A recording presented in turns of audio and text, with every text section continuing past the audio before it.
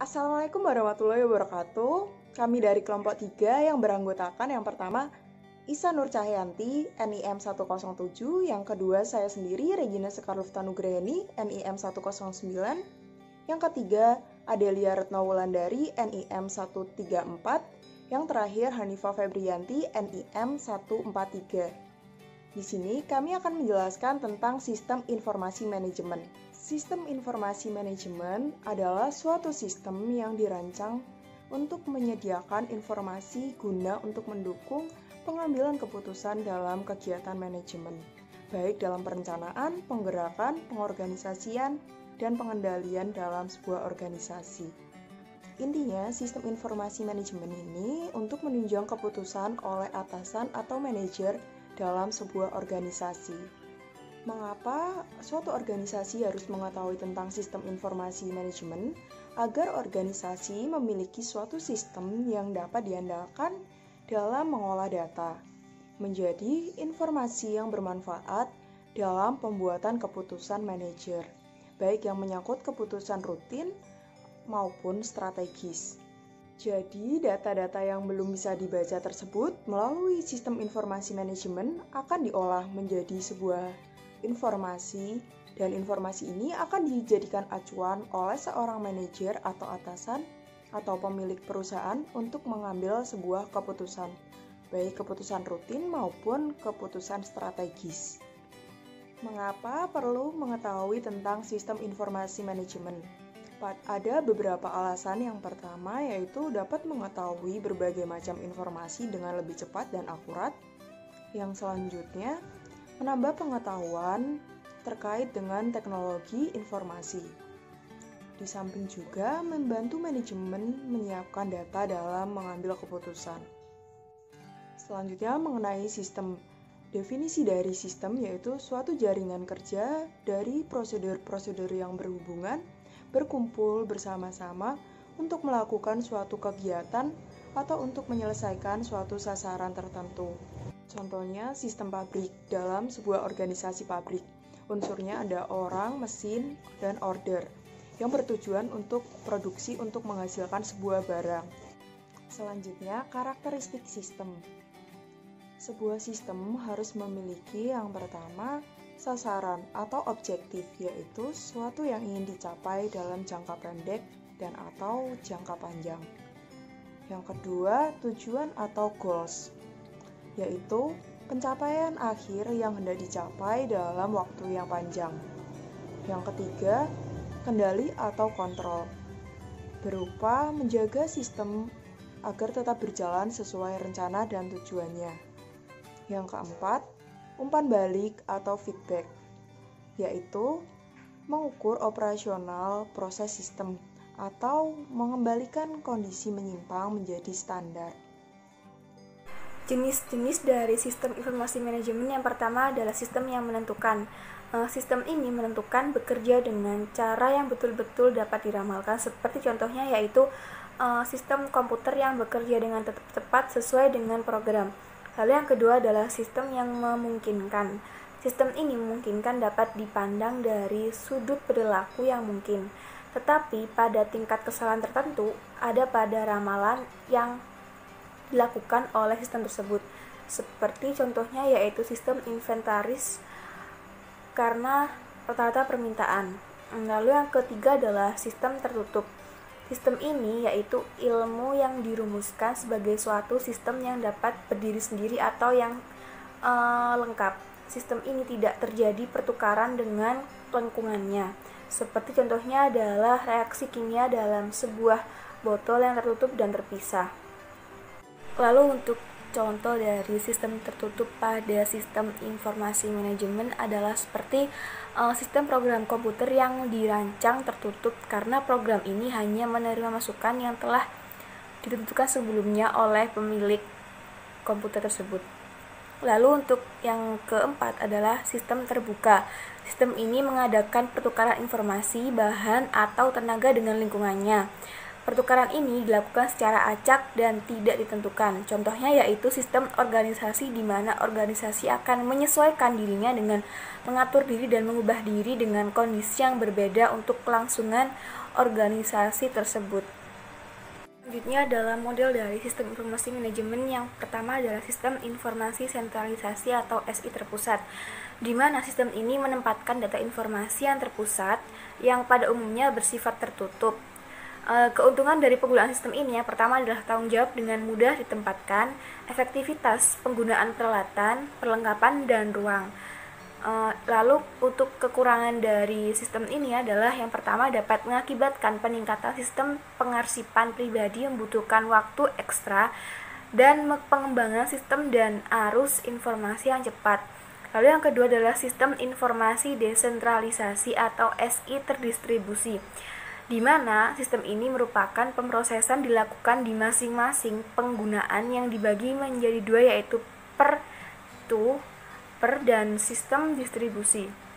Keuntungan dari penggunaan sistem ini yang pertama adalah desentralisasi, mengurangi beban kerja eksekutif. Yang kedua adalah pengembalian keputusan lebih cepat. Desentralisasi meningkatkan biaya administrasi dan setiap divisi atau departemen harus memadai dari segi fasilitas fisik dan personal terlatih. Untuk kekurangannya yaitu kurangnya keseragaman dan prosedur konsisten sebagai departemen masing-masing, kurangnya penganalisasian serta pengontrolan informasi, dan kurangnya keseragaman atau konsisten. Lalu yang ketiga adalah sistem informasi klien atau server, adalah di mana sistem ini memiliki pusat data dan klien sebagai pengolah data dan merupakan tipe yang menggabungkan antara sentralisasi dan desentralisasi. Sistem ini merupakan pelayanan antara customer. Keuntungan dari sistem ini yang pertama adalah server dapat memainkan peran yang berbeda untuk klien yang keamanan, aturan mendefinisikan hak keamanan dan akses dapat didefinisikan pada saat setup server. Lalu keuntungan berikutnya adalah tingginya tingkat kesempatan untuk penyesuaian daya. Lalu untuk kekurangannya adalah kemacetan di jaringan, biaya, dan perlu adanya profesional TI. Informasi adalah data yang sudah disusun sedemikian rupa sehingga bermakna dan bermanfaat karena dapat dikomunikasikan kepada seseorang yang akan menggunakannya dalam proses pengambilan keputusan. Dengan demikian, informasi yang mempunyai kualitas tinggi akan menentukan efektivitas pengambilan keputusan. Informasi saat ini sudah menjadi sebuah komoditi yang sangat penting. Kemampuan untuk mengakses dan menyediakan informasi secara cepat dan akurat menjadi sangat esensial bagi sebuah organisasi. Nah, informasi di dalam sebuah perusahaan ini sangat penting untuk mendukung kelangsungan perkembangannya, sehingga terdapat alasan bahwa informasi sangat dibutuhkan bagi perusahaan. Apabila perusahaan kurang mendapat informasi, akan membuat perusahaan mengalami ketidakmampuan mengontrol sumber daya dalam waktu tertentu, sehingga ini akan berdampak pada pengambilan keputusan strategisnya, dan pada akhirnya akan mengalami kekalahan dalam bersaing dengan lingkungan pesaingnya. Informasi yang diperoleh perusahaan harusnya informasi yang berkualitas sehingga perusahaan dapat memperoleh berbagai manfaat dari informasi. Nah, informasi yang berkualitas ini dapat dinilai berdasarkan pada dimensi kualitas informasi. Nah, dimensi kualitas informasi dapat menjadi dasar penilaian kualitas dari sebuah informasi. Ciri-ciri informasi yang berkualitas dapat dijadikan ukuran kualitas informasi. Nah, ciri-cirinya itu adalah yang pertama, akurat.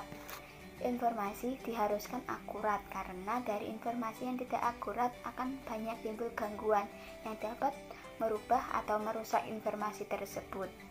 Kemudian yang kedua yaitu relevan. Nah, informasi harus bermanfaat bagi yang membutuhkannya. Informasi yang disajikan harus mendukung suatu proses bisnis dan informasi juga harus dapat digunakan oleh pihak-pihak yang membutuhkannya. Yang ketiga yaitu tepat waktu. Informasi yang sampai pada yang membutuhkan ini tidak boleh terlambat.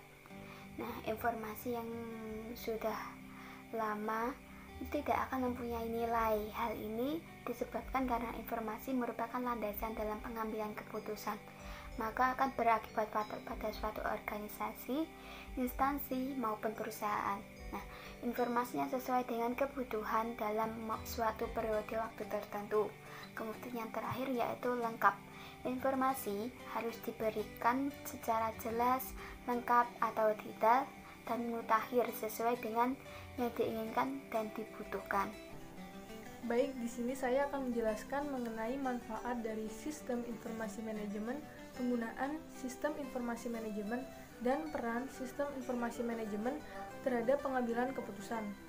Yang pertama yaitu manfaat dari sistem informasi manajemen. 1. Meningkatkan efisiensi dan efektivitas data secara lebih akurat dan tepat waktu. Yang kedua, yaitu memudahkan pihak manajemen dalam melakukan perencanaan, pengawasan, pengarahan, serta pendelegasian kerja kepada semua departemen yang memiliki hubungan dan terkondisi. Yang ketiga, yaitu meningkatkan kualitas sumber daya manusia karena unit sistem kerja yang telah terkondisi dan sistematis. Yang keempat, yaitu meningkatkan produktivitas dan penghematan biaya pada organisasi. Yang selanjutnya yaitu penggunaan sistem informasi manajemen. Perkembangan sistem informasi yang semakin berkembang tidak dapat dilaksanakan tanpa adanya sistem informasi manajemen yang baik dan modern. Perkembangan tersebut melalui beberapa perubahan. Suatu organisasi yang bertambah besar, maka membutuhkan sistem komunikasi yang lebih luas. Terdapat 3 perkembangan yang memiliki pengaruh besar. Yang pertama yaitu perkembangan pada kebutuhan informasi di dalam organisasi. Yang kedua yaitu perkembangan pada kebutuhan informasi masyarakat. Dan yang ketiga yaitu perkembangan perundang-undangan yang menghasilkan adanya produk hukum suatu hasil keputusan. Yang selanjutnya yaitu peran sistem informasi manajemen dalam pengambilan keputusan. Sistem informasi mutlak dibutuhkan dalam suatu pengambilan keputusan yang logis, sehingga membutuhkan pemahaman mengenai suatu masalah dan alternatif pemecahannya. Dengan sistem informasi manajemen, maka data yang digunakan akan semakin akurat dan tepat waktu, sehingga akan menghasilkan keputusan yang lebih baik. Kualitas suatu informasi tergantung pada 3 hal, yaitu informasi harus akurat, tepat waktu, dan relevan.